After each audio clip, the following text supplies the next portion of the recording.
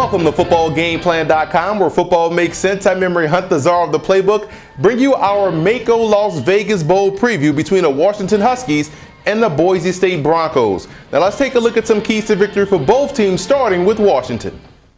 The Washington Huskies offense can be summed up pretty quickly. If Keith Price can protect the football, then this offense can put up points against anybody in the country. Those timely interceptions seem to come in bunches, so if he cannot turn the ball over, we know they have the talent. When you look at tight end Austin Seferian-Jenkins, one thing I like about him is that he's willing to go around the formation. They're actually using him in some situations as a flanked wide receiver, and he has the athleticism and the talent. This guy would definitely be a future draft pick down the line, but the question will be, can the offensive line pass protect and keep Price protected in the pocket? We know they can run the football, as shown by their outstanding tailback Bishop Sankey. This guy has done a great job all season long, and that was a question mark coming in. It is now a strength to this offense. Defensively for the Huskies, the question is, can they stop the run? We know about their linebacking core and their very strong secondary, but up front, just like the offensive line, they're going to have to win that battle and keep Boise in second and long, and third and long situations.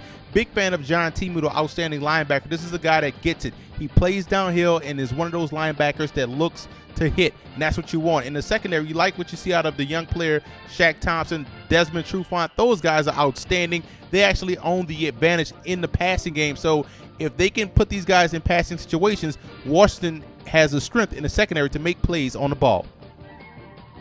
Now let's move over to Boise in this ball game, and what a job running back DJ Harper has done. Remember, he had to come in this season and fill the hole that was left by departed Doug Martin. This is a guy that brings a lot of explosiveness as well to the backfield, and it just keeps that offense on pace, opens up the play action pass, and we know when they throw the football, they love to go to Matt Miller. This is a guy that's one of my favorite receivers in the country. Reason why he lays out for footballs and is not afraid to go across the middle, and it just makes Joe Southwick's job that much easier. He's done an efficient job this season, filling another huge hole left by Kellen Moore, one of the best quarterbacks in college football history. So when you look at the offense, you look at a balanced approach. The offensive line does a sound job, and if they can have the same type of consistency versus Washington, then this shouldn't be a problem versus this Huskies defense. Defensively, you want to talk about getting after the quarterback. You have to like what DeMarcus Lawrence does for the Broncos. This is the guy that lives in the backfield, causing havoc all throughout the course of the ball game, and they're going to need that type of approach because their secondary will be put to the test, in particular the safeties. When you look at their two safeties, Jeremy Ione and also Darian Thompson, those guys will have to have huge days. You have to take away their top option, which is Austin Seferian-Jenkins. If they can't do that, it can be a long day for this Broncos secondary. Desmond Trufant is the leader of an outstanding secondary for the Huskies, and when you look at what he's done this year, he has gotten better. There was a knock on him early on in his career, so you look at a guy that has improved on his weaknesses and looks to be at least a second-round pick and may even sneak up into the first round.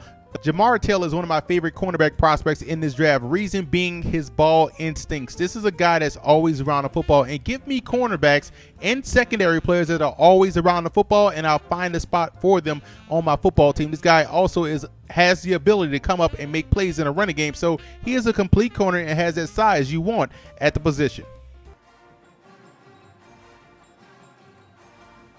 Napoleon Kaufman was a man amongst boys during his time in college from 91 to 94, and I could have went with anybody out the great history of the Washington Huskies, but I went with Kaufman because of his ability to take a 2-yard gain and turn it into a 98-yard touchdown run, one of the fastest players I've ever seen in football equipment. And you can't talk Boise State football without bringing up Kellen Moore. It's tough for me to put this guy in the campus legend as a vintage picture because he just recently left the game. And when you look at what he did well at Boise State, he didn't lose. This guy only lost 3 games out of a 4-year career in which he was a 4-year starter.